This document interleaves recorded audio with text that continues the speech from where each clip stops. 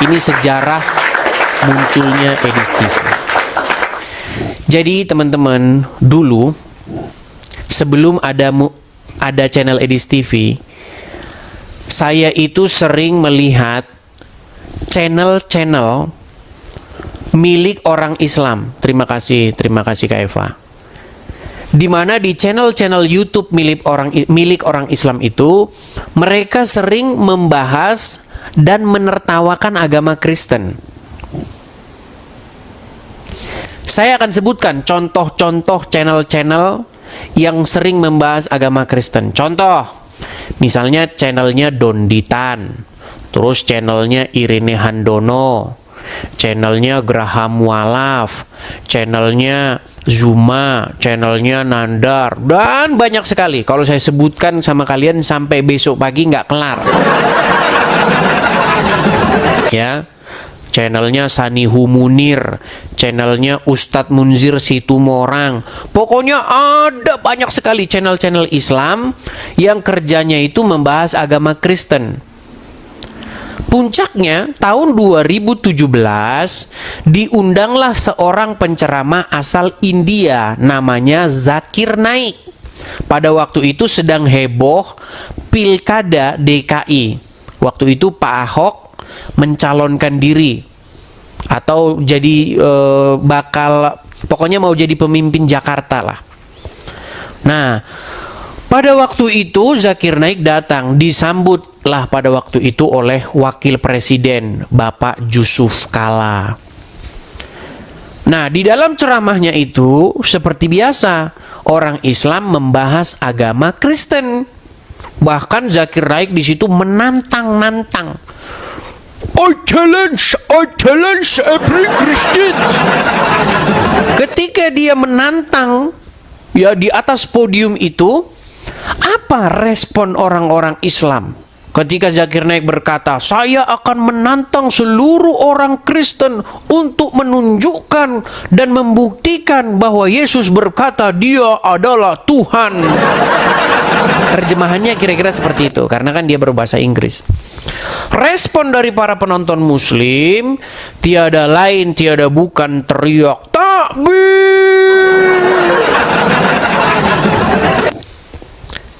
Nah, saya sebagai seorang Kristen yang sudah lama melihat hal seperti ini, saya berpikir nampaknya orang-orang Islam ini perlu dijawab.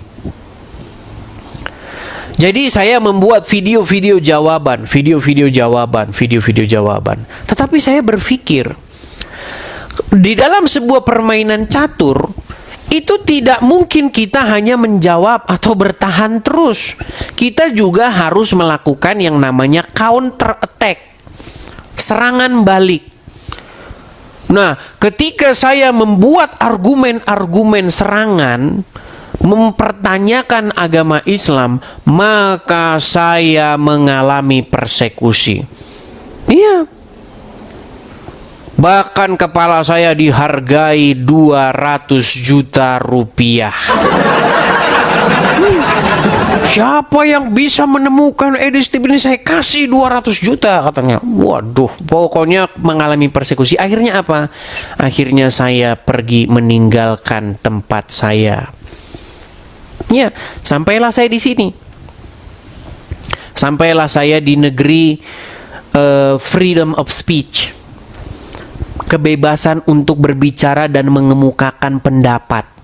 Karena kita tahu di Indonesia, kita tidak mungkin bisa berbicara tentang agama Islam. Di penjara, kamu di penjara. Nah, ketika saya sampai di sini teman-teman, maka saya ingin menyuarakan suara keadilan dengan maksud tentu saja yang baik. Kalau Anda boleh mengkritik, memberikan pertanyaan-pertanyaan seputar agama Kristen, maka saya pun sebagai seorang Kristen juga seharusnya secara adil, saya juga harusnya bebas boleh mengkritik dan memberikan pertanyaan-pertanyaan kepada agama Islam. Bukankah itu sebuah keadilan? Kita fair kan? Tapi saya juga akan pegang teguh, kita tidak boleh dalam diskusi ataupun dalam debat, kita nggak boleh memfitnah. Makanya saya tidak pernah satu kali pun memfitnah Muhammad. Saya tidak pernah sekalipun menghujat atau mengatakan kepada agama Islam sesuatu yang nggak ada dalilnya. Bahkan saya memberikan tantangan. Kalau ada seorang muslim yang sanggup membuktikan bahwa saya memfitnah Muhammad, memfitnah agama Islam, saya akan menerjunkan diri saya dari Monas, sudah saya bilang.